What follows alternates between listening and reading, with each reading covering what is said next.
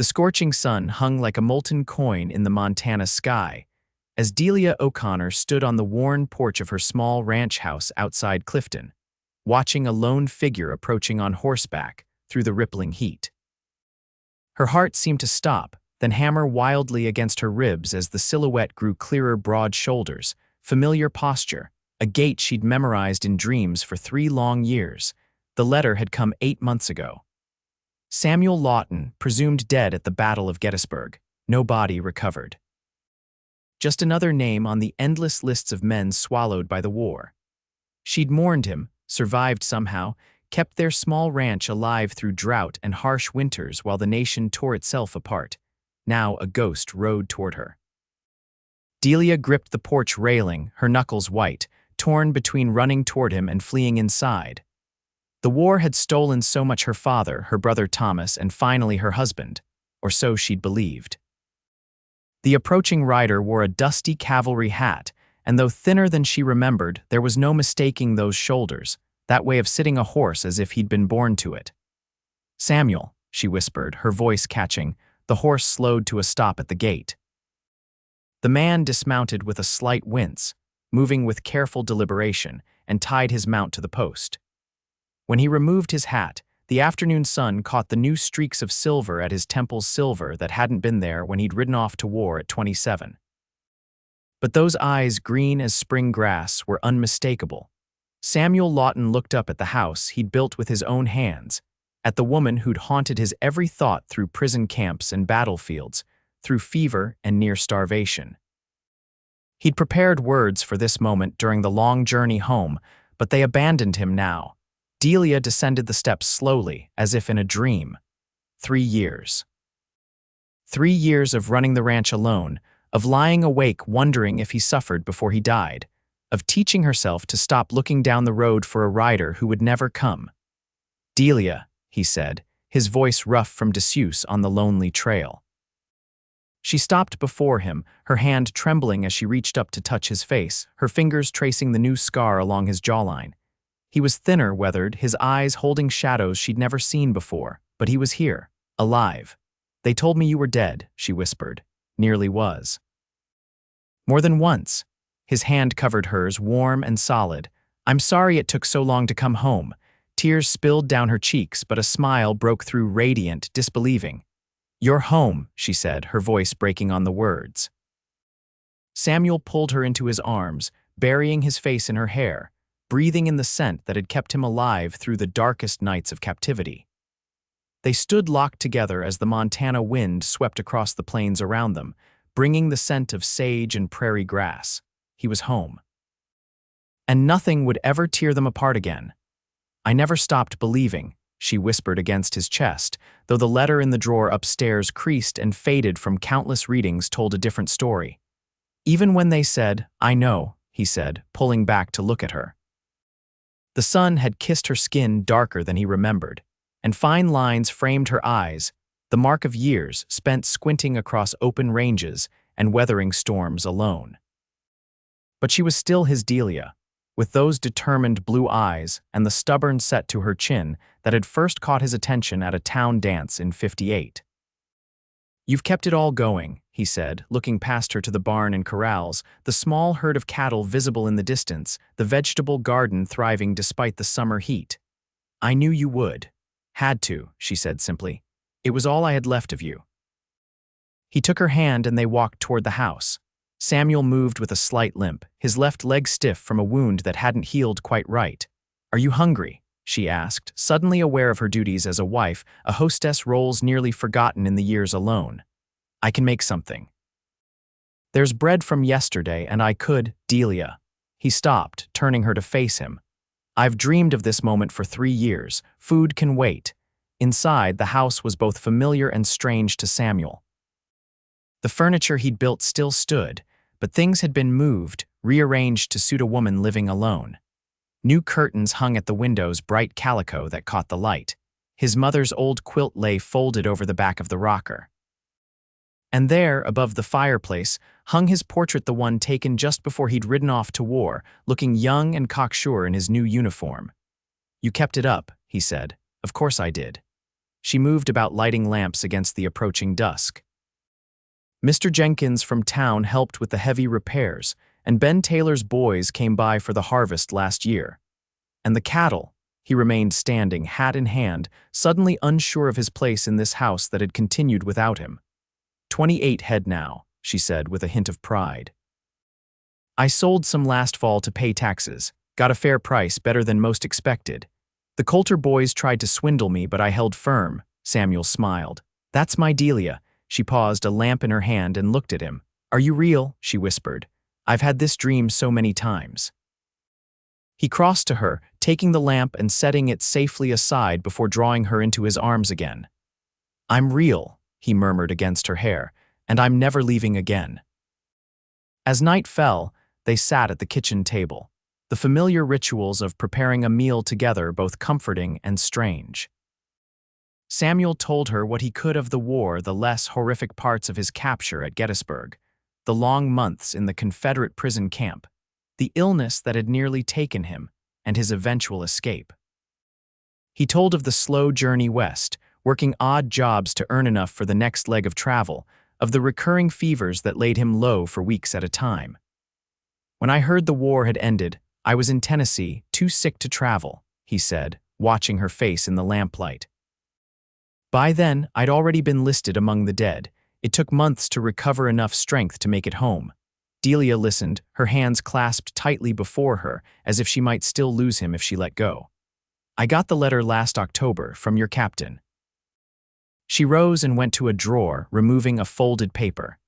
He wrote that you died bravely, that your body couldn't be recovered in the retreat. Samuel took the letter, scanning the formal phrases, the practiced condolences. Poor Jameson, he saw me fall, must have thought I'd died there. I wore black, she said softly. For 6 months until the fabric wore out and I couldn't afford new. Then I told myself you'd understand that the living have to keep living. He reached across the table for her hand. You did right, Delia. You kept our home, our dream. That night, they lay in the bed they'd shared as newlyweds, relearning each other with tentative touches. Samuel's body bore new scars, the puckered bullet wound in his thigh, the long knife slash across his ribs, the marks of shackles on his wrists. Delia's hands were rougher than he remembered, her body leaner from years of physical work. I thought of you every night, he whispered against her skin. The memory of you kept me alive. And I spoke to you, she confessed. Every evening, I'd sit on the porch and tell you about my day, as if you could hear me. Maybe I did, he said. Sometimes in the prison camp, I'd swear I could hear your voice clear as day. Outside, an owl called into the darkness.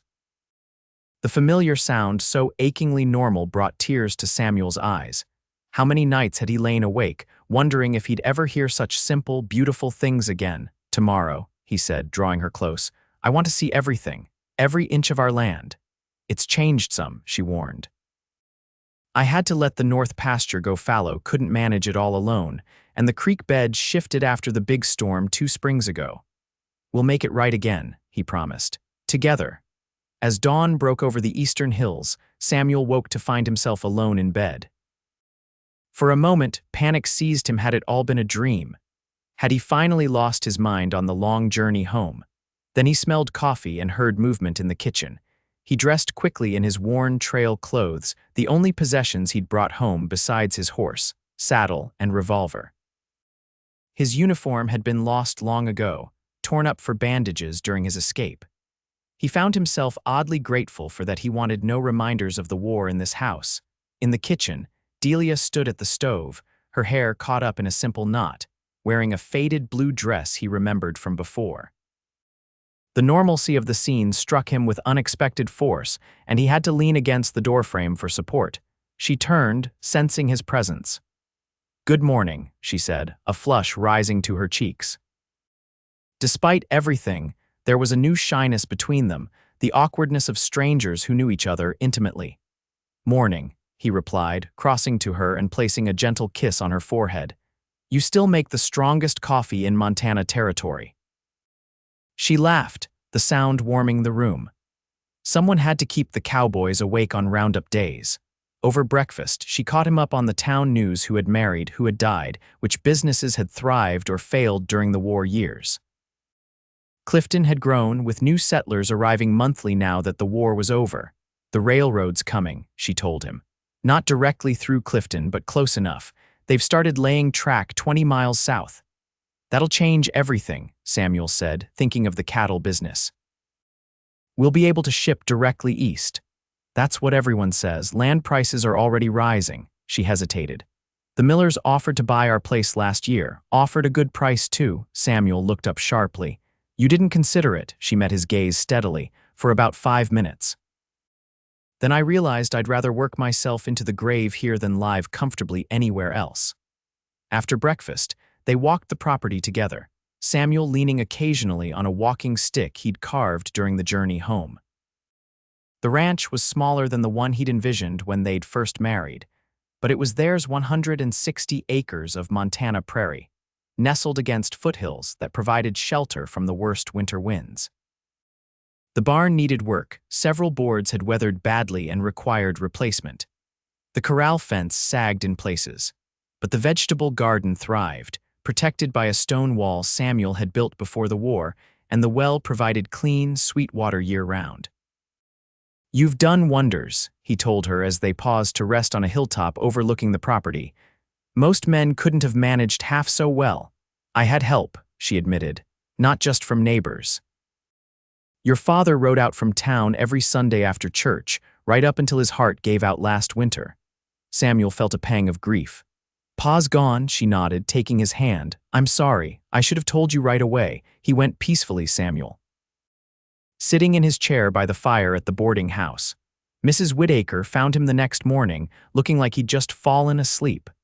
Samuel stared out across the land, absorbing this new loss. His mother had died when he was just 16, but his father had been a constant presence, a blacksmith in Clifton since the town's founding days. It was William Lawton who had taught Samuel every practical skill he possessed, who had loaned him the money for this land, who had stood proudly beside him at his wedding to Delia. "He never believed you were dead," Delia said quietly, "even after the letter came. He said he'd know in his heart if his son was gone from this world." "He was right," Samuel said, his voice rough with emotion.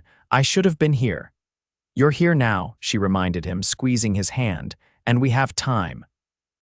In the days that followed, they fell into a rhythm, awkward at first, then increasingly natural.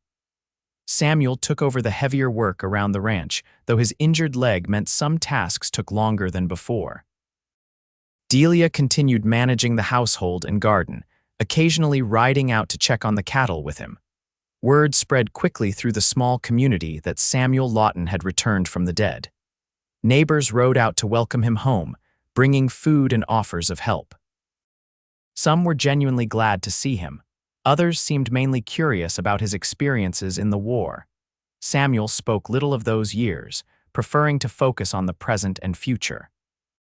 But at night, Delia would sometimes wake to find him sitting by the window, staring out at the darkness, his breathing ragged from nightmares he refused to describe.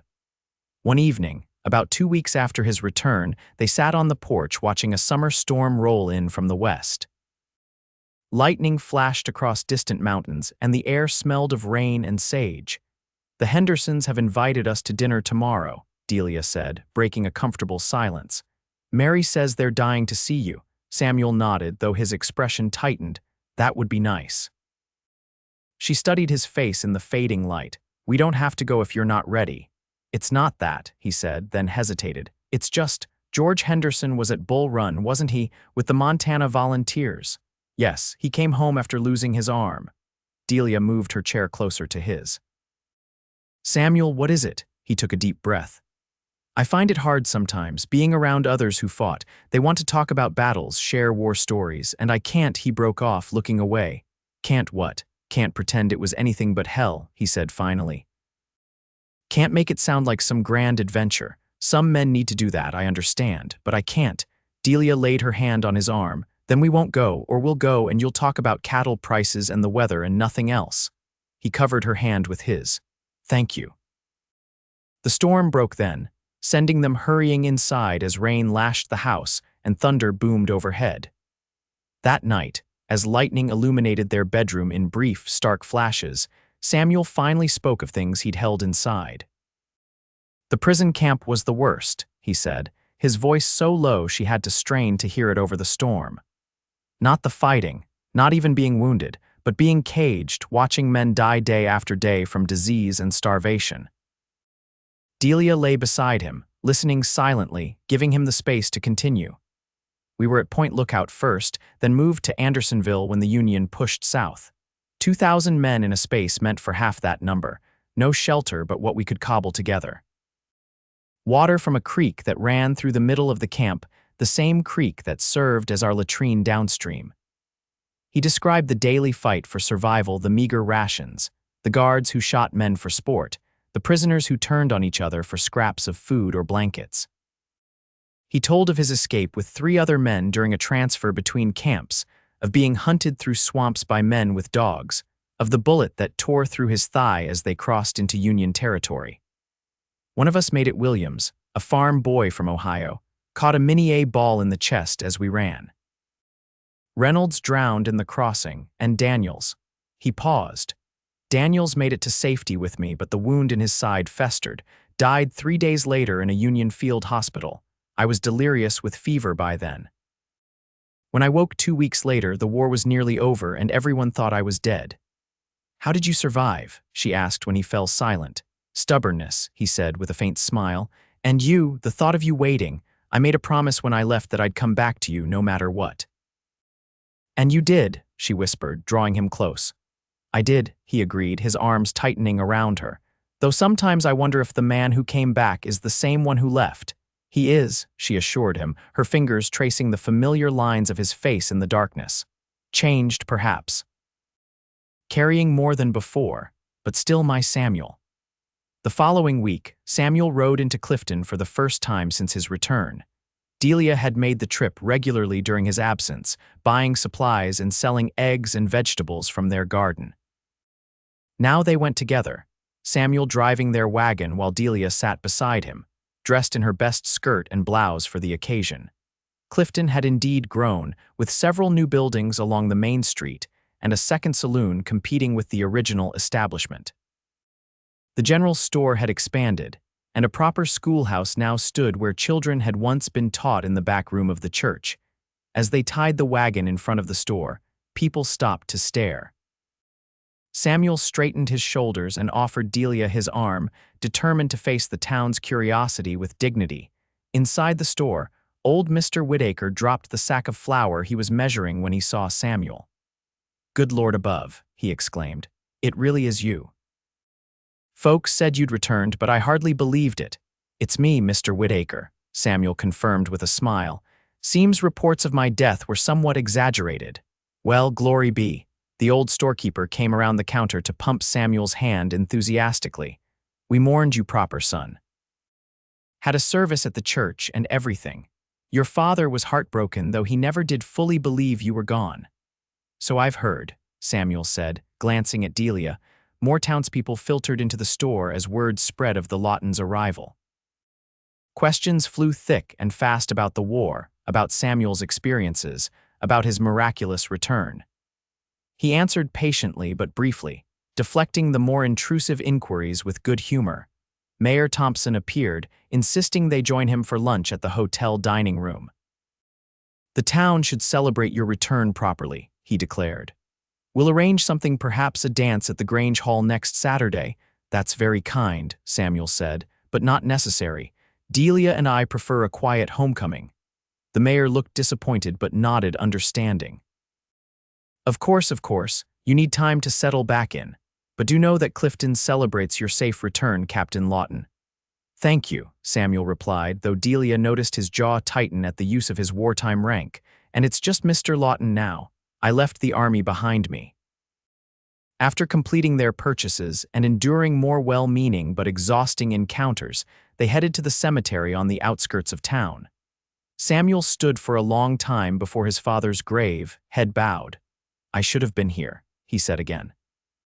"He understood why you weren't," Delia assured him. "He was proud of you, Samuel, right to the end." They visited the grave of Delia's brother Thomas, next killed at Shiloh in '62, and her father's marker. though his body lay in a Pennsylvania grave, having died of pneumonia shortly after moving east to live with Delia's sister after his wife's death. "So much loss," Samuel murmured as they walked back to the wagon. "Sometimes it seems like the war took a whole generation of men." "Not all," she reminded him, squeezing his hand. "Some came back." That evening, as they sat by the fire mending harnesses, a knock came at the door, unexpected at this hour, with night falling and the nearest neighbors miles away. Samuel reached for the rifle kept by the door, old instincts rising, but Delia laid a hand on his arm. "It's probably Ben Taylor," she said. "He often brings news from town if he's passing this way." But when she opened the door, it was not Ben Taylor who stood on their porch, but a tall man in dusty trail clothes, his face half hidden by several weeks' growth of beard. "Mrs. Lawton?" The stranger asked, hat in hand. "I'm Daniel Morgan. I served with your husband in the 4th Cavalry." Samuel appeared behind Delia, recognition dawning on his face. "Morgan, is that really you?" The two men stared at each other for a long moment before breaking into grins and embracing roughly, pounding each other's backs. "They told me you died at Gettysburg," Morgan exclaimed. "I was in the hospital myself, took a ball in the shoulder. By the time I rejoined the unit, they'd already counted you among the fallen." "Nearly was," Samuel replied.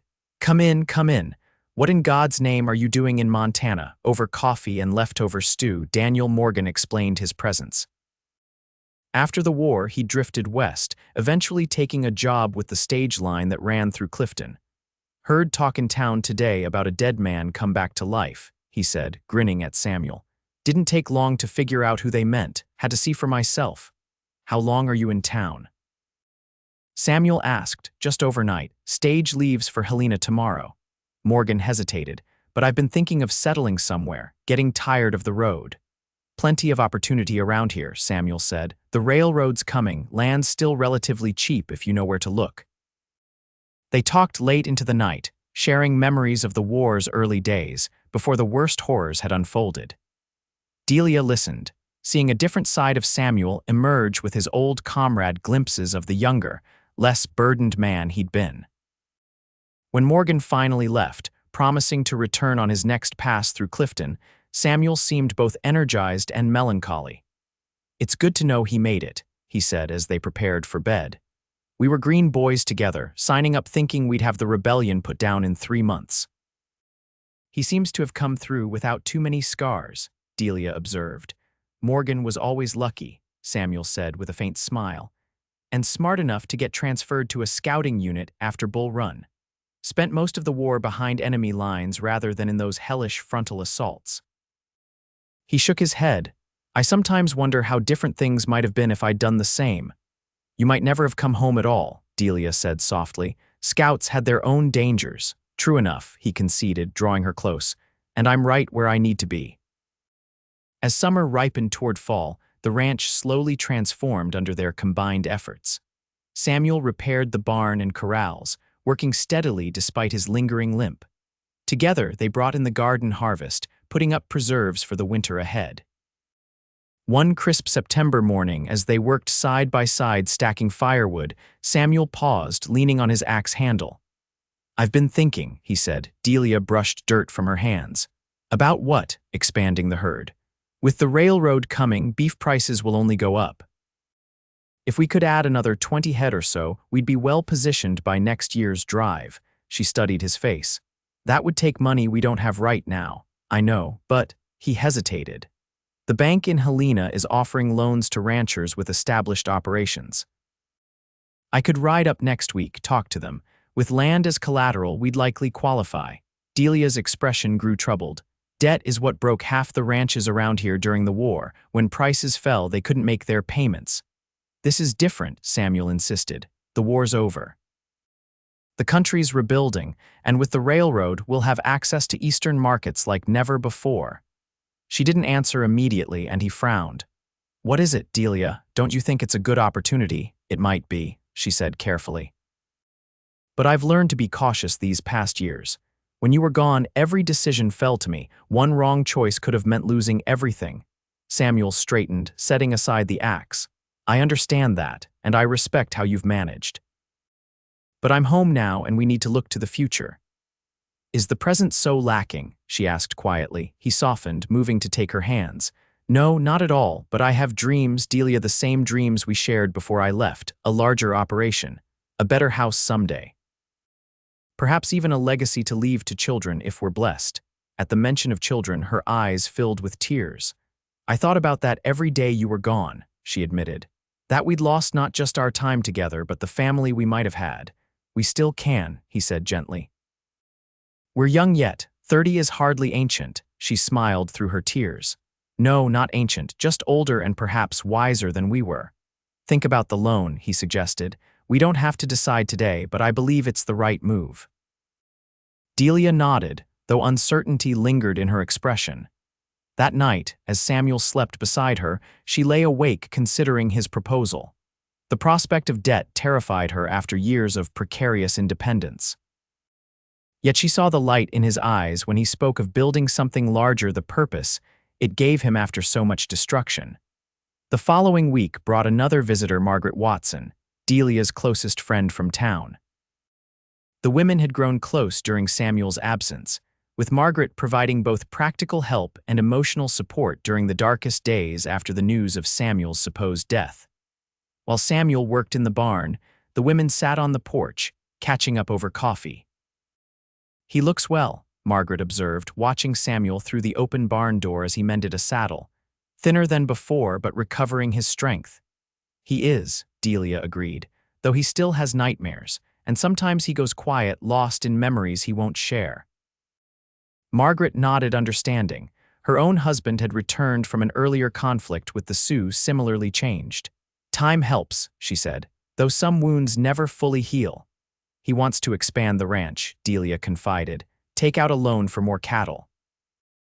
And you're hesitant, Margaret surmised, knowing her friend well. We nearly lost everything during the war, Delia said. Drought, low prices, taxes that kept rising. I managed by being cautious, by knowing my limits.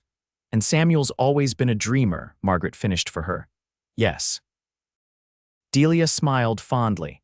Even before the war, he had grand visions, wanted to build the biggest ranch in the territory. Perhaps you need his dreams as much as he needs your caution, Margaret suggested. A balance between you. Perhaps, Delia agreed, her gaze still on her husband. I just fear losing him again, if we took on debt and couldn't repay it. You'd face it together, Margaret said firmly, as you've faced everything else. That evening, when Samuel mentioned the loan again, Delia took a deep breath. I've been thinking about your proposal, she said. He looked up from his plate, eyes hopeful. And, I'm still concerned about the risk, but, she added before he could protest, I also see the opportunity. If we're cautious, if we start with a smaller loan than you initially suggested, perhaps enough for 10 or 15 head instead of 20, I think we should try. Samuel's face lit with the first truly unguarded smile she'd seen since his return. You mean it? I do, she said, returning his smile. This ranch was always meant to grow, to thrive, and as you said, we need to look to the future. He reached across the table to take her hand. I won't let you down, Delia. We'll make this work together. 2 days later, they rode to Helena together, a journey of several hours on horseback. The territorial capital was significantly larger than Clifton, with proper hotels, multiple banks and streets crowded with wagons, riders, and pedestrians.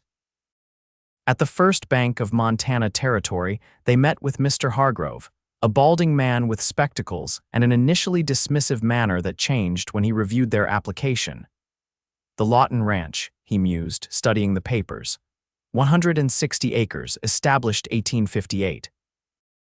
Currently carrying approximately 30 head of cattle, with improvements including a house, barn, and outbuildings. He looked up at them. And you're seeking a loan of $200 to purchase additional livestock. That's right, Samuel confirmed. With the railroad's arrival next year, we're positioned to significantly increase our operation. I see you served in the war, Mr. Lawton, Hargrove noted, glancing at the application where Samuel had listed his military service. Yes, sir, with the 4th Cavalry.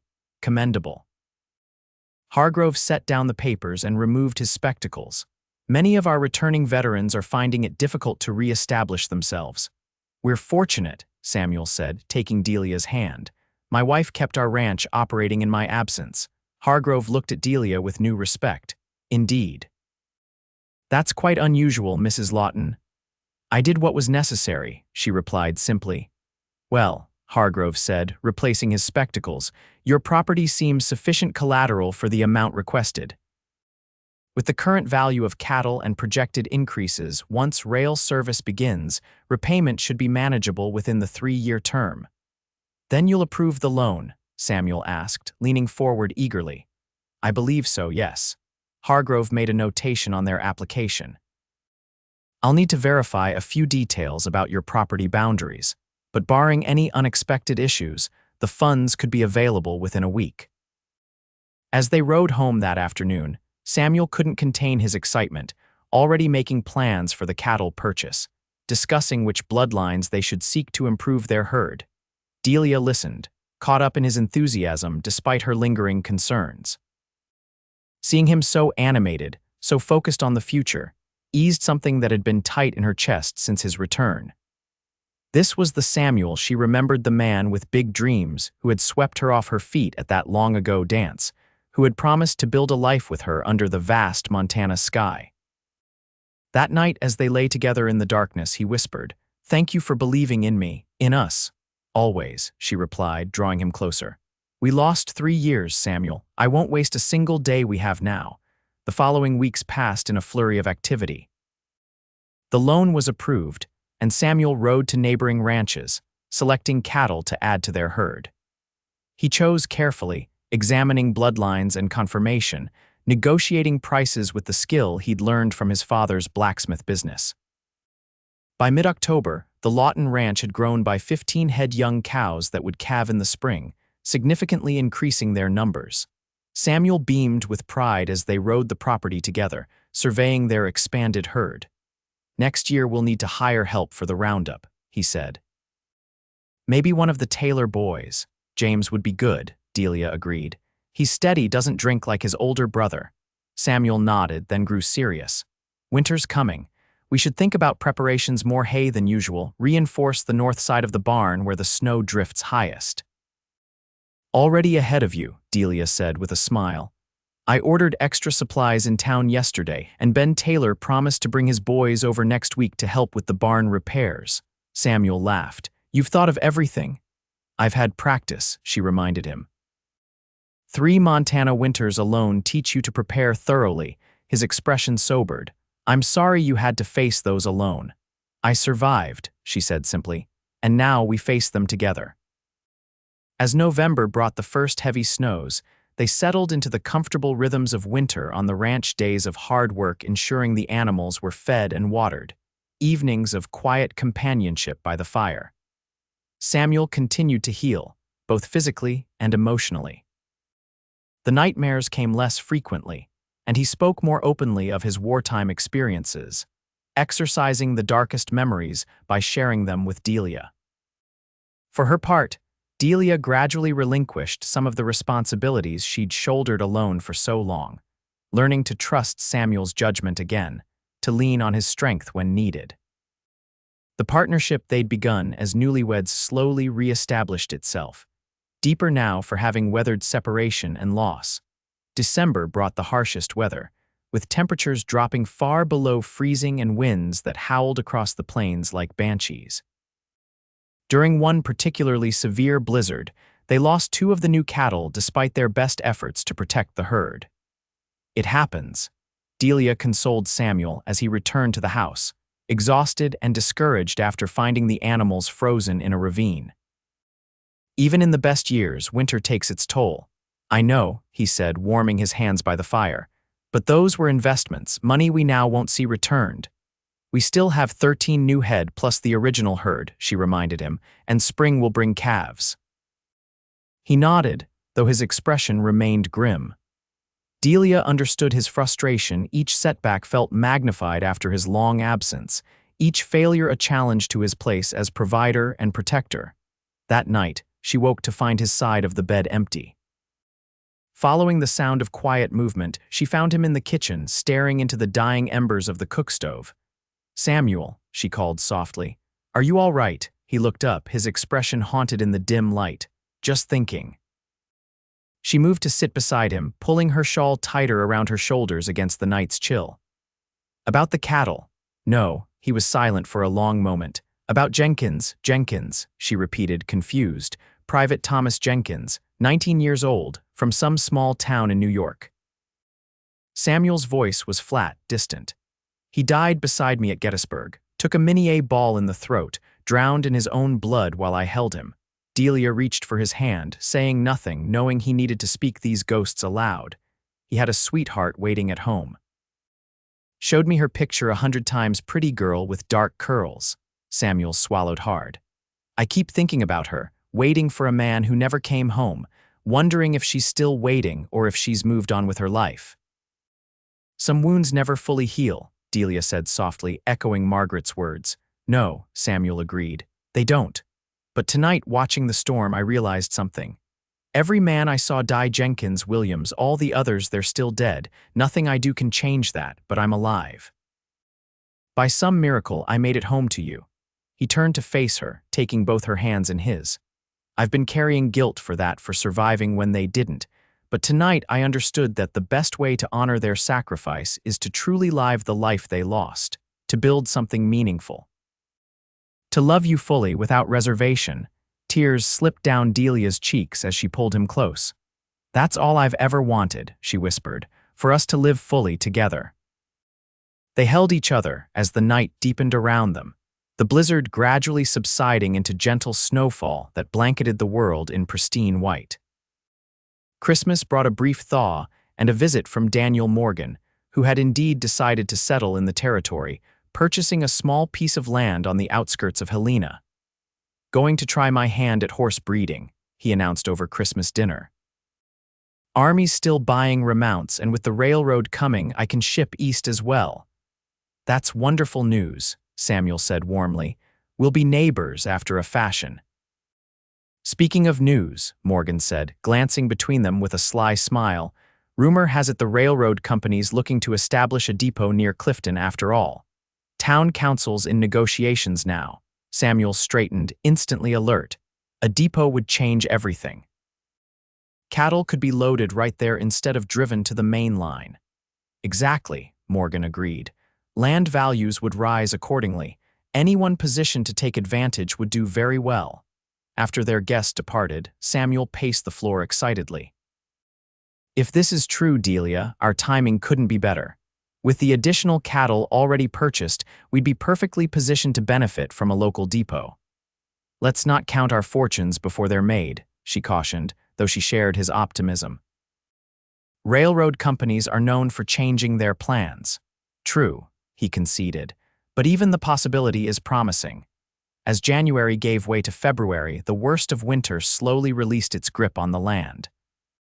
Samuel rode into town more frequently, gathering news about the railroad negotiations and discussing possibilities with other ranchers.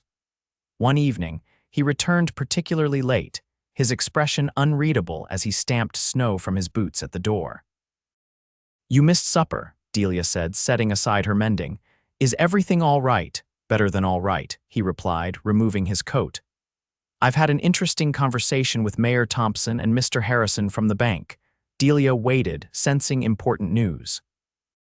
"The railroad depot is confirmed," Samuel continued, moving to warm himself by the fire. "Construction begins in spring, with completion expected by late summer." "That is good news," she agreed cautiously. "There's more." He turned to face her, excitement evident despite his attempt at restraint. "Harrison suggested that with my military background and local connections, I might consider running for town council in the spring elections. With the railroad coming, Clifton will need leadership that understands both ranching interests and broader commerce." Delia blinked in surprise. "Town council, but we live outside the town limits. Not an impediment, apparently, as long as I own property within the town as well." Samuel came to sit beside her, "Which brings me to the other part. The old Wallace property on Main Street is for sale, the building with the mercantile on the ground floor and living quarters above." "I know it," she said slowly, trying to follow his thoughts. "But what would we want with a town building? Investment," he explained eagerly. "The mercantile lease provides steady income. And with the depot coming, property values in town will only increase. Harrison is willing to extend additional credit based on our existing loan's good standing and the projected value of our expanded herd. Delia set aside her sewing completely, studying her husband's face. Samuel, that sounds like considerable debt, and responsibilities in town would take you away from the ranch frequently. I've thought of that, he assured her. We could hire regular help now, young James Taylor, perhaps. And the mercantile income would more than cover the loan payments. She hesitated, torn between sharing his vision and her ingrained caution. It seems so much, so quickly. We've only just begun to rebuild our life here. Samuel knelt before her, taking her hands. Delia, when I was lying in that prison camp, sick and starving, I made a promise to myself. If I survived, if I made it back to you, I wouldn't waste a single opportunity to build the life we dreamed of. His intensity both moved and worried her. I understand that, truly. But rushing into debt, into town politics, is this really what we dreamed of? Not specifically, he admitted, but we dreamed of prosperity, of security, of building something that would last beyond our years. He squeezed her hands gently. The war taught me how fragile life is, Delia. How quickly everything can change. I don't want to look back years from now and regret chances not taken. She looked into his earnest face, the face she'd feared never to see again, and felt her resistance softening. You really believe this is the right path? I do, he said firmly. But I won't proceed without your support. We're partners in this, as in everything. Delia took a deep breath, weighing caution against possibility. Finally, she nodded. All right, but let's move carefully, Samuel. Verify the mercantile's income. Ensure the loan terms are manageable even if cattle prices fall. Plan for contingencies. His face lit with joy. Of course, we'll be thorough. He pulled her into an embrace. Thank you for believing in me. I've always believed in you, she said softly, even when everyone said you were gone. Spring arrived with its usual Montana drama days of brilliant sunshine interspersed with sudden snowstorms and bone-chilling winds. On the ranch, new life appeared everywhere, calves in the pastures, wildflowers pushing through the soil, birds returning to build nests under the eaves. Samuel and Delia worked from dawn to dusk, caring for the new calves, repairing winter damage to fences and outbuildings, preparing fields for planting. They hired James Taylor as planned, the 17-year-old son of a neighboring rancher who proved as steady and hardworking as Delia had predicted. In town, developments progressed rapidly.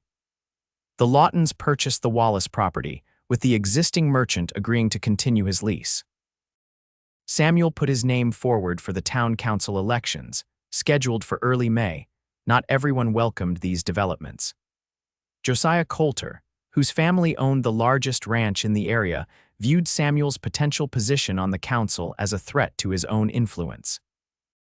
The Coulters had long dominated local politics and business, often at the expense of smaller operations. Here you're getting into politics, Lawton, Coulter remarked one day, cornering Samuel outside the bank in Clifton. Bit ambitious for a man who's been back from the dead less than a year, wouldn't you say? Samuel met the older man's gaze steadily. The town's growing, Mr. Coulter. There's room for new perspectives on the council. Perspectives, is it? Coulter's smile didn't reach his eyes. And I suppose your perspective includes challenging the established order of things. My perspective includes fair treatment for all ranchers, regardless of size, Samuel replied evenly. And ensuring the railroad's arrival benefits the entire community, not just a select few. Coulter's expression hardened. Careful, boy, you start meddling in matters you don't understand, you might find yourself regretting it. Is that a threat, Mr. Coulter? Just friendly advice, the older man said, turning away. From someone who knows how things work around here. Samuel recounted the encounter to Delia that evening as they sat on their porch, watching the sunset paint the western sky in brilliant oranges and purples. Coulter's worried, she observed. He's used to controlling the council through Herbert Jenkins and Walter Price. They both owe him money.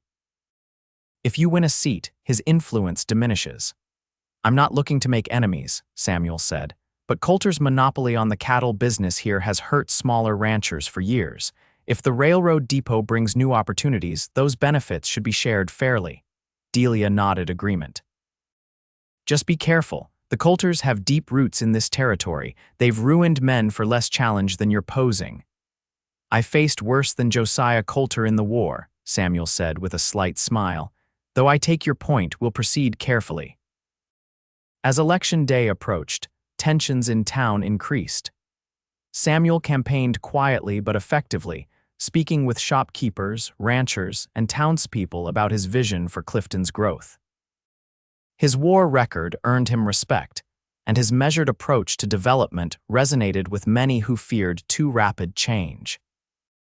Coulter, meanwhile, worked behind the scenes, spreading rumors about Samuel's fitness after the war, questioning his financial judgment, even suggesting that his miraculous return might not be entirely legitimate.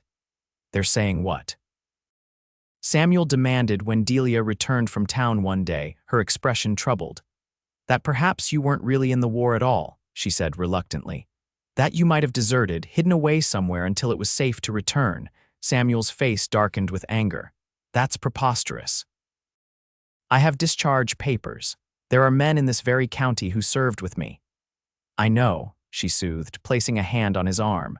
Most people don't believe it, but Coulter's cronies are spreading the story in the saloons where it finds receptive ears among those who have had a few drinks too many. Despicable, Samuel muttered, to use the war to dishonor the men who died for political gain. It shows they're worried, Delia pointed out. They wouldn't resort to such tactics if they didn't fear you'd win. The day before the election, Samuel rode into town early, determined to address the rumors directly. At the town meeting that evening, held in the newly expanded church, he stood before his neighbors with quiet dignity. Many of you have known me since I was a boy, he began. You knew my father, William Lawton, who served this community as blacksmith for 20 years. You celebrated with me when I married Delia O'Connor in 1858, and you mourned with her when news came that I had fallen at Gettysburg. The room was silent, every face turned toward him. What happened to me after that battle is no secret, Samuel continued. I was captured, imprisoned, and eventually escaped. I bear the scars of that experience, both visible and invisible. His voice strengthened. I have heard the whispers questioning my service, my loyalty, even my identity. These are not just attacks on me, but on every man who served, who suffered, who gave everything for this country. He paused, looking directly at Josiah Coulter, who sat stone-faced in the front row. I stand before you not just as a veteran, but as a man who loves this community and believes in its future. If elected to the council, I will serve with the same dedication I brought to my military service, with honesty, with courage, and with a commitment to justice for all citizens, not just the powerful few. A moment of silence followed his words, then someone began to clap. Others joined in, and soon most of the room was on its feet, applauding.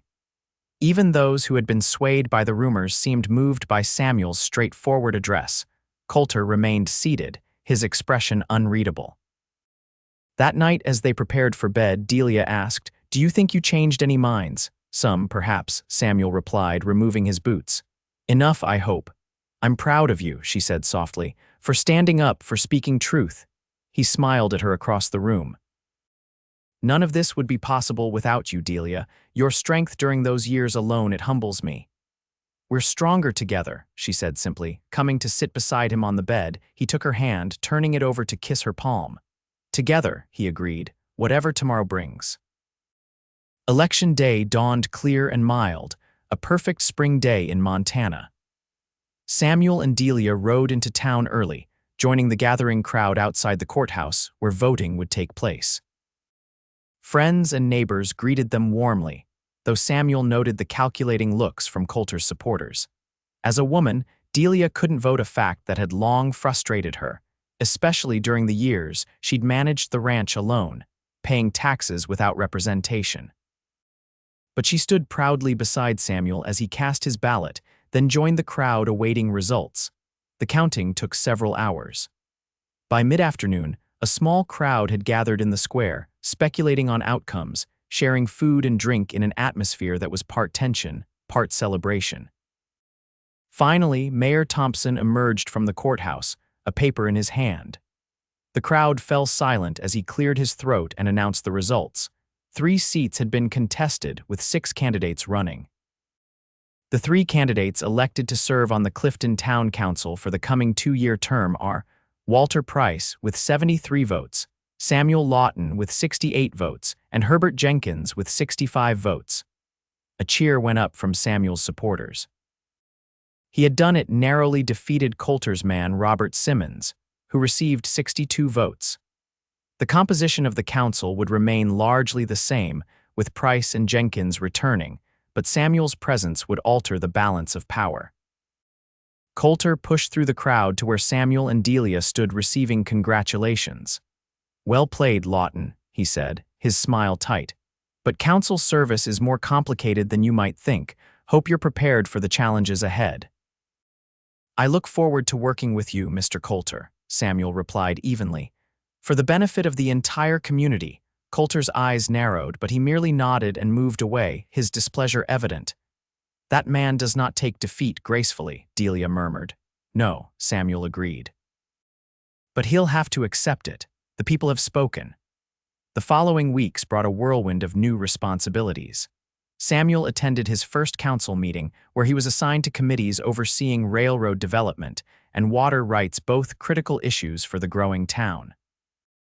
At the ranch, spring roundup kept them busy from dawn to dusk. With the new calves, their herd had grown significantly, requiring additional hands for branding and sorting. James Taylor proved invaluable, and they hired his cousin Robert temporarily to help with the increased workload. Delia managed the household and garden while assisting with ranch operations as needed. She also took a greater interest in the mercantile property, working with the tenant to improve the store's offerings and appearance in anticipation of increased business once the railroad arrived. Through it all, their partnership deepened. The initial awkwardness of Samuel's return had given way to a comfortable rhythm, a dance of shared responsibilities and mutual respect. They were no longer the young, somewhat naive couple who had faced separation, but mature partners who had endured hardship and emerged stronger. One evening in late June, as they sat on the porch watching fireflies rise from the grass, Samuel took Delia's hand. "I've been thinking," he said. She smiled. "A dangerous pastime, perhaps," he acknowledged with an answering smile. "But hear me out. The ranch is doing well, the mercantile is profitable, we've established ourselves in the community again." "All true," she agreed. "What are you thinking of now, another venture?" "No." He hesitated. "I'm thinking it might be time to consider the family we once talked about." Delia's breath caught. This subject had remained largely unspoken between them since his return, though it had been a shared dream before the war. "Samuel, I'm 30 now," she said softly. "Many would say that's late to begin. Many would be wrong," he replied firmly. "My own mother was 32 when I was born, and she managed well enough." He squeezed her hand. "But if you're not ready, or if you've changed your mind—" "No," she interrupted. "I haven't changed my mind. I suppose I'd put that dream away during the war. It seemed safer not to hope for too much." "And now?" he asked. She turned to face him fully, her eyes reflecting the last light of sunset. "Now I find myself hoping again, for everything we once dreamed of." He leaned forward to kiss her gently. "Then perhaps we should let nature take its course, see what the future brings." "I'd like that," she whispered against his lips. Summer flowed into fall, bringing the completion of the railroad depot on schedule and a flurry of new development in Clifton.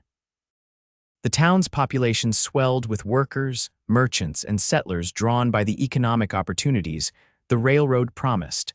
The Lawton Ranch prospered as well. Their expanded herd brought excellent prices at market, allowing them to pay down a significant portion of their loans ahead of schedule. The mercantile's business increased steadily as the town grew, providing additional income. Samuel's position on the town council proved both challenging and rewarding. He worked to ensure fair access to the new shipping facilities for all ranchers, not just the largest operators like Coulter. This earned him the continued enmity of the Coulter faction, but the growing respect of many in the community. In late October, as they prepared for another Montana winter, Delia confirmed what they had begun to suspect: she was expecting a child, due in early spring. "Are you certain?" Samuel asked, his face alight with joy and concern. "Have you seen Dr. Miller?" "Yesterday," she confirmed, unable to suppress her own smile. "He says everything appears normal, though he wants me to be careful, given my age." Samuel pulled her into a gentle embrace. "We'll be careful. I'll hire more help for the winter work. You won't lift a finger." She laughed against his shoulder. "Don't be ridiculous. I'm with child, not made of glass. Women have been having babies while running households and farms since the beginning of time." "Not my wife," he insisted. "Not after waiting so long for this blessing." In the end, they compromised. Delia continued her normal activities with certain modifications: no heavy lifting, no long rides on horseback, regular rest periods that she only occasionally ignored. They hired Margaret Watson's niece, Lucy, to help with household tasks 3 days a week. As winter settled over the land, they prepared for the child's arrival, converting the small room adjacent to their bedroom into a nursery. Samuel built a cradle, working evenings by lamplight, his hands crafting the same gentle curves his father had taught him to shape in iron, now rendered in polished wood. Delia sewed and knitted, creating tiny garments with exquisite care. In the evenings, they would sit by the fire, Samuel reading aloud from one of the books they'd ordered from back east while Delia worked on baby clothes. These were peaceful, joy-filled months, unmarred by the shadows that had sometimes haunted their first year of reunion. Samuel's nightmares had all but ceased. The ranch was thriving. Their place in the community felt secure. January brought heavy snows and bitter cold, but the Lawton household remained warm and hopeful. Delia's pregnancy progressed normally, her healthy constitution serving her well despite the challenging conditions of frontier life. In town, however, tensions were rising. The railroad had brought prosperity but also conflict over resources, particularly water rights. The winter council meetings grew increasingly contentious, with Samuel often finding himself at odds with Josiah Coulter and his allies. Coulter wants exclusive access to Thompson Creek for his operations, Samuel reported after a particularly difficult meeting in early February. Claims his property rights extend to the entire watershed. That would cut off water to half the small ranches east of town, Delia observed, her hands resting on her growing belly. Exactly. And with the railroad bringing more cattle operations, water access becomes even more critical. Samuel shook his head. "The vote's scheduled for next month's meeting. It's going to be close." "Can you delay it?" Delia asked. "Until after the baby comes. You shouldn't be distracted with council politics right now." Samuel smiled, touching her cheek gently. "Some things can't wait, love. But don't worry, I can manage both responsibilities." As February turned to March, the weather began to moderate, though occasional storms still swept across the territory. Delia's time drew near, and Dr. Miller began making weekly visits to the ranch, not wanting to risk his patient being unable to reach town when labor began. The water rights vote loomed as well. Samuel had rallied support among smaller ranchers and businesses dependent on fair water access, but Coulter's influence remained strong. The council stood divided, with Samuel and one ally opposed to Coulter's proposal, two firmly in Coulter's camp, and Mayor Thompson uncommitted. "Thompson's the key," Samuel told Delia one evening as she sat by the fire, her discomfort evident as she tried to find a comfortable position. "He's worried about alienating Coulter, whose money built half the town, but he also recognizes the injustice of the proposal. Perhaps you should invite him to dinner," Delia suggested. "Away from town pressures, he might speak more openly about his concerns." Samuel considered this. "Not a bad idea, though I'm reluctant to have you entertaining in your condition." She waved this away. "Nonsense. Lucy can help with the preparations. A simple meal won't tax me unduly." 2 nights later, Mayor Thompson joined them for dinner at the ranch. The conversation remained general through the meal town developments, the spring weather, the expected increase in cattle shipping once the season began. After dinner, while Delia served coffee in the sitting room, Samuel broached the subject directly. "I appreciate you taking the time to ride out here, Mayor. I wanted to discuss the water rights proposal in a setting where we might speak frankly. Thompson sighed, setting down his cup. I suspected as much, Lawton, and I appreciate the excellent meal, Mrs. Lawton, he added with a nod to Delia. But I'm not sure what more can be said on the matter. Perhaps this, Samuel replied. The proposal as written would devastate at least 12 small ranching operations. Families who have worked this land for years would be forced to sell likely to Coulter at prices well below value. Coulter argues that his operation employs more men, ships more cattle, and contributes more to the town's economy than all those small ranches combined, Thompson countered. From a purely economic standpoint, monopolies eventually harm communities, Delia interjected, surprising both men. When one man controls too many resources, prices rise, wages fall, and the general welfare suffers. I've seen it happen in other territories. Thompson looked at her with newfound respect. You make a compelling argument, Mrs. Lawton. And there's another consideration, Samuel added, the legal precedent. If we allow one man to claim an entire watershed based on property that includes only a portion of it, what prevents others from making similar claims? We'd have endless litigation, with the outcome favoring only those wealthy enough to sustain court battles. The mayor nodded slowly. I've had similar concerns, but Coulter's influence is substantial, yes, Samuel acknowledged, but your responsibility is to the entire community, not one powerful man. Thompson was silent for a long moment. Finally, he said, I won't commit to a position tonight. But you've given me much to consider, both of you. After the mayor departed, Delia moved to clear the coffee cups, but Samuel stopped her with a gentle hand on her arm. Leave those, you should rest. I'm perfectly capable of carrying cups to the kitchen, she protested, though a sudden grimace crossed her face. Samuel noticed immediately. What is it? Are you in pain? Just the usual discomforts, she assured him, though her hand went to her lower back. The baby's been active today. He insisted on helping her to bed early, concern evident in every gentle touch. During the night, he woke several times, checking on her as she shifted restlessly beside him. Shortly before dawn, Delia gasped, sitting upright. Samuel, she whispered urgently. He was instantly awake. Is it time? I think so, she confirmed, her voice steady despite the pain evident in her expression. You should send James for Dr. Miller. Samuel was already pulling on his clothes. I'll go myself, it's faster. No, she said firmly, grasping his hand. I need you here, send James. Recognizing the wisdom in her words, Samuel hurried to the bunkhouse where James Taylor slept, rousing the young man and giving him urgent instructions. Then he returned to Delia's side, helping her prepare as she directed, his heart pounding with a mixture of excitement and fear. The sun was fully risen by the time Dr. Miller arrived, his buggy raising dust on the road from town. By then, Delia's labor had progressed significantly, her contractions coming regularly and with increasing intensity. You're doing well, the doctor assured her after an examination. First babies often take their time, but everything appears normal. Samuel remained by her side throughout the long hours that followed, holding her hand, wiping her brow, supporting her through each wave of pain. The strength he witnessed in his wife, her determination, her focus, her occasional flashes of humor, even amid suffering, filled him with awe. You're the bravest person I've ever known, he told her during a brief respite between contractions.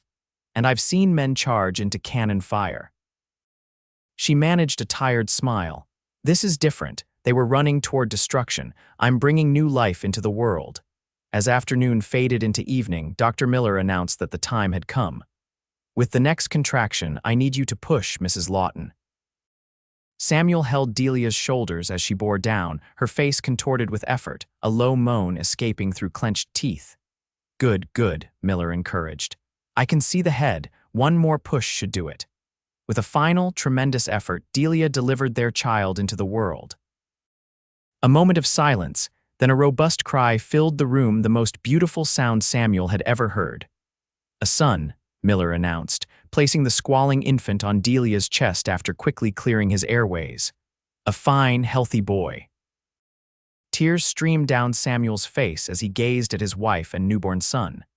After all they had endured, the separation, the war, the years of loneliness and uncertainty, this moment of pure joy seemed almost miraculous. "William," Delia whispered, looking up at Samuel. "After your father." "William Thomas," Samuel suggested, adding her brother's name. "If that suits you." She nodded, her eyes filled with tears of joy and exhaustion. "William Thomas Lawton, welcome to the world, little one."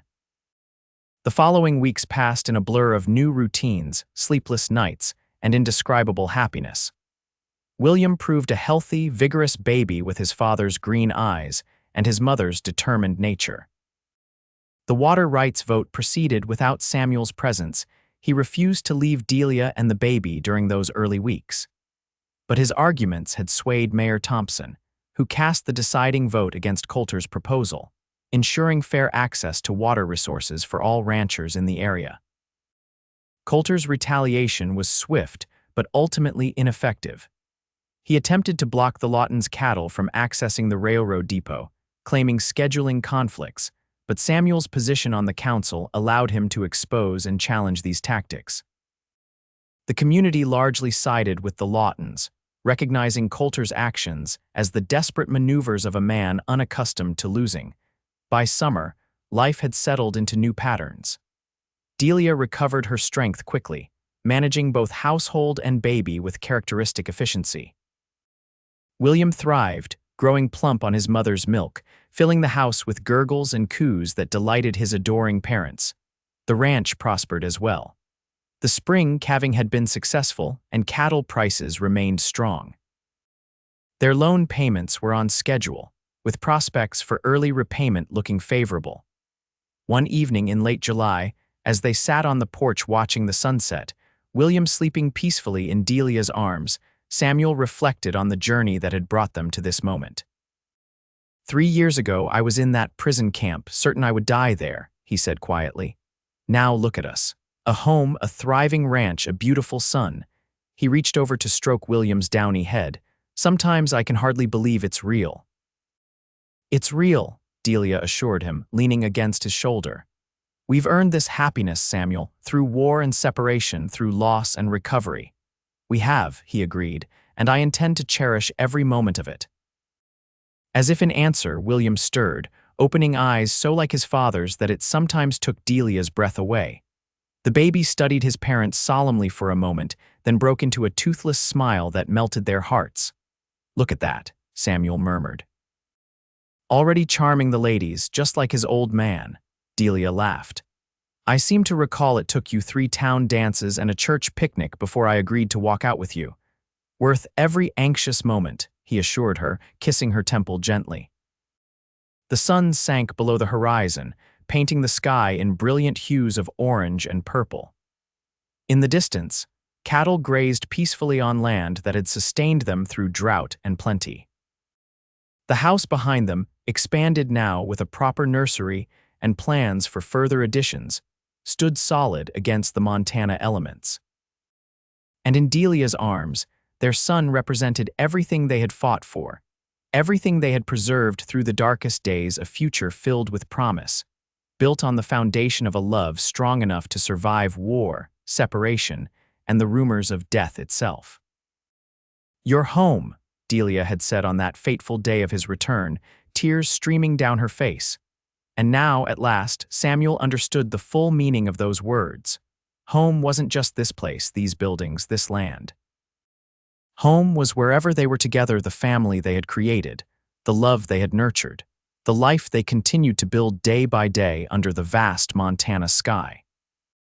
In the soft evening light, with his wife beside him and his son sleeping peacefully, Samuel Lawton finally felt the last shadows of war recede, replaced by the certain knowledge that whatever challenges the future might hold, they would face them together, stronger for having been broken, wiser for having suffered, and infinitely grateful for the second chance they had been granted.